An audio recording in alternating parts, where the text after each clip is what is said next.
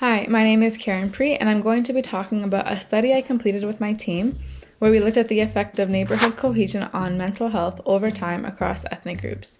And it's a UK cohort study. So, previous literature indicates that neighborhood cohesion is an important social determinant of mental health in the general population. It contributes to being content with your local network, which can enhance psychosocial well-being or promote positive mental health and reduce the symptoms of depression and anxiety. For our study, we used Buckner's Neighborhood Cohesion Index as our measure, and it breaks down and explains neighborhood cohesion with the three components that are shown on the slide. So the degree of neighboring is based on everyday actions that would help to establish a level of trust and community in the neighborhood, and those actions can include casual greetings, borrowing items, house sitting, and more.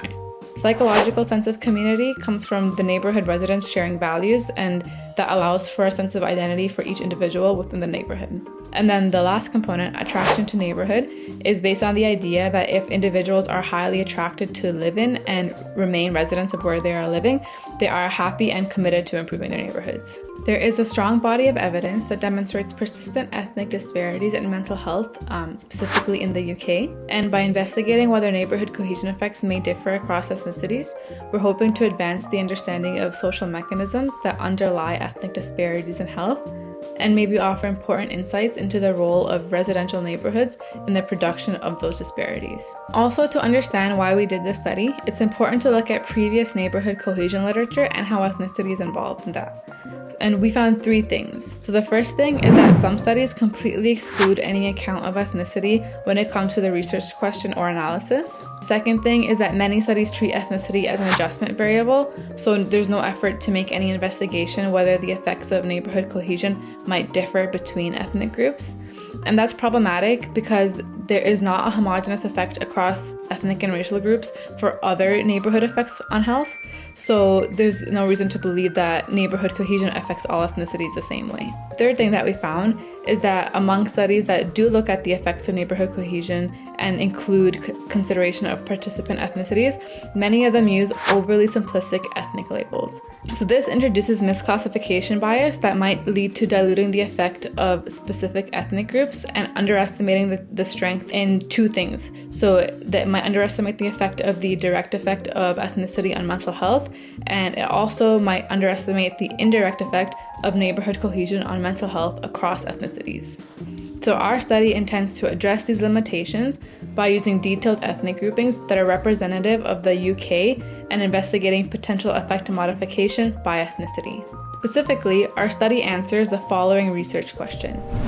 Does the longitudinal association between neighborhood cohesion and mental health vary by ethnicity? So our study sample is from a large nationally representative community-based survey called the UK Household Longitudinal Study, or the UKHLS. Since 2009, the UKHLS has been following about 40,000 households over 9 waves, and our study focused on individuals that are aged 16 and over who completed a questionnaire on neighborhood cohesion. So based on that, we used data from waves 1, 3, 6, and 9, where wave 9 was completed by 2019. Also, we focus on people who did not move during the study. Our measure of mental health comes from a validated, shortened version of the General Health Questionnaire, or the GHQ-12, and it's a self-administered 12-item screening measure to assess psychological distress.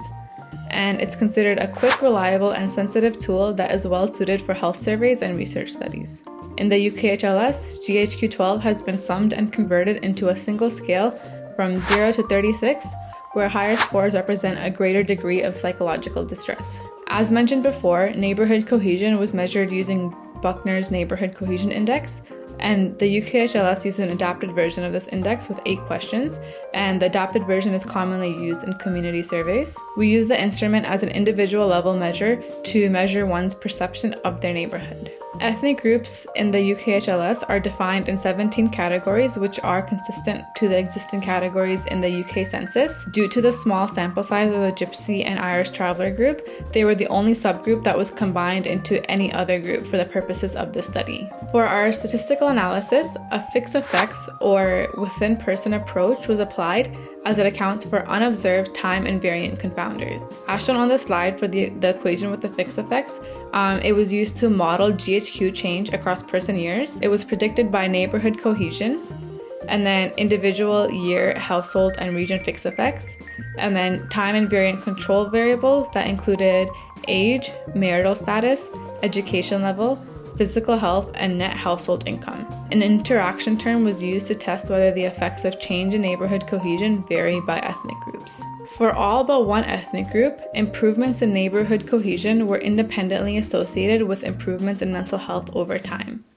As seen on the right side of the slide, the only group that did not include an increase in neighborhood cohesion was associated with an increase in GHQ was the white and black African mixed group. For the rest of our groups, compared to the reference group of British white individuals, many groups saw similar improvements in GHQ for each point increase in the neighborhood cohesion index. So those groups were Irish, any other white and Asian mixed, Chinese, Caribbean, African, any other black, Arab, and others. Some groups saw stronger associations for each point increase in neighborhood cohesion than the British white group. And those groups included white and black Caribbean mixed, any other mixed, Indian, Pakistani, Bangladeshi, and any other Asian. On this figure, we see that the neighborhood cohesion effect on mental health was similar between British white or the reference group and a number of other ethnic groups, so they're not included on the graph directly. But between the groups that did have stronger associations compared to the reference British white group, we see that the strongest effect was seen in the Bangladeshi participants. So again, the main finding was that increases in neighborhood cohesion, they were associated with mental health improvements over time, but this association was stronger in certain ethnic groups compared to the British white reference group, and the only exception was that there was no association found for the white and black African mixed group. Given the fact that prior studies haven't examined potential effect modification of neighborhood cohesion using detailed ethnic information like we have, our results provide evidence that the assumption that the effect of neighborhood cohesion is homogeneous or the same across ethnic groups, that assumption isn't true. And in this case, had we not accounted for the specific subgroups, disregarding the Asian subgroup differences would have diluted the effect modification, which would mean we would have overestimated the effect of neighborhood cohesion on Chinese participants, while underestimated the effect on the Bangladeshi participants. Also, the inclusion of mixed ethnic groups have led to unique insights that we would not have found if all mixed ethnicities were grouped together. And a potential explanation for why neighborhood cohesion matters for certain ethnicities more than others may be due to the degree that an ethnic group, on average, holds individualistic versus collectivistic values. So individualistic cultures value individual identity and self-reliance, while collectivistic cultures value group-based identity and community support.